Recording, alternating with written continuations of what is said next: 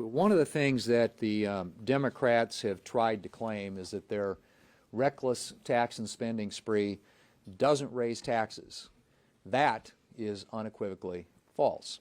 In fact, it raises taxes by hundreds of billions of dollars, including over $300 billion in a brand new tax hike on American businesses, nearly half of which has been pointed out is going to be paid by American manufacturers, making it harder for them to produce goods in America.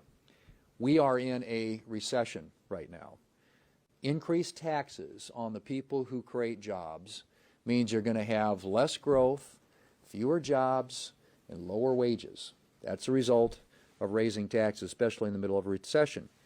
And according to an analysis, as has perhaps already been mentioned by the National Association of Manufacturers, in 2023 alone, the Democrats' bill would reduce the real gross domestic product by over $68 billion and cost our economy over 200,000 jobs. Now, those who claim that these aren't tax hikes are saying that this is just closing loopholes. Well, I don't know how you can find $300 billion by just closing loopholes.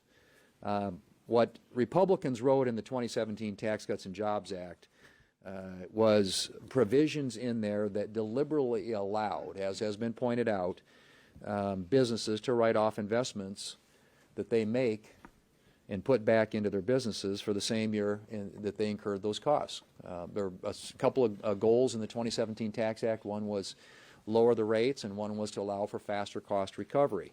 And what we saw from that was record growth, record low unemployment, and higher wages, particularly for those in lower income categories. The Democrats' bill threatens to undo all of that, and the effect isn't going to be limited just to businesses. As the Joint Economic Committee has pointed out, a big burden of this massive reckless tax and spending spree is going to be felt by people who make less than $200,000 a year. In fact, in 2023 alone, about $17 billion of that burden is going to be experienced by people in that income category. And as has been mentioned also, the Democrats' bill does increase in a significant way funding for the IRS.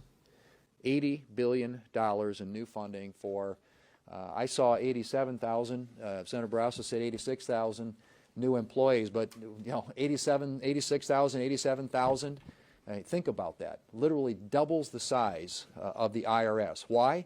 Not to improve taxpayer service. Only 4% of the money goes to improving taxpayer service. This goes to allowing the IRS to harass businesses across this country. And also proven by the analysis that's been done, it's disproportionately hard on people who are going to make in businesses who are making under $400,000 a year. It's never a good time to raise taxes. But I would hope that even the Democrats would recognize what a terrible time it is to raise taxes right now when the American people are already seeing 40-year record high inflation and already seeing, they're going to say, $9,000 in increased costs for the same basic necessities that they bought and paid for this year as a result of that inflation. And what the Democrats want to do is add to it. Thank you. Next, we'll have Senator Lankford and Senator